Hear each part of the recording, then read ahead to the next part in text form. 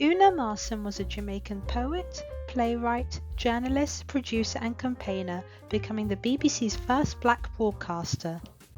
Born in Jamaica, Marson grew up in a middle-class family, and she developed a love for reading from an early age, particularly English classical literature.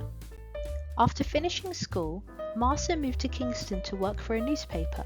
She then went on to become editor of Jamaica's first women's magazine, The Cosmopolitan, in 1929. In 1932, Marson moved to London but found it difficult to find employment due to the colour bar, a practice of denying goods and services to people of colour that prevailed in many public and private spaces in the UK until the mid-60s. When Marson first arrived in the UK, she stayed at the home of the physician, anti-racist campaigner and civil rights activist Dr. Harold Moody in Peckham. Moody had also previously moved from Jamaica to London back in 1904 for his studies at King's College London and had lived in the capital ever since. Moody was one of the founders of the League of Coloured Peoples, or LCP, a pressure group designed to improve the living and working lives of black people in the UK. He gave Marson a job as a secretary for the LCP. Whilst there, she also worked as an editor for their publication, The Keys. Marson took her first job with the BBC in 1939, doing freelance work at the Alexandra Palace television studios. Marson then transferred to the BBC's radio services after war broke out, working both behind the scenes and in front of the mic.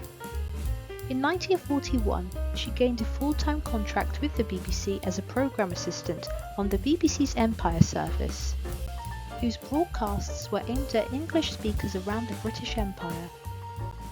She presented and produced a weekly series, Calling the West Indies, a show which gave servicemen and women the chance to send messages to their families back home. Marson also produced Caribbean Voices, a platform to hear from writers, musicians and political figures.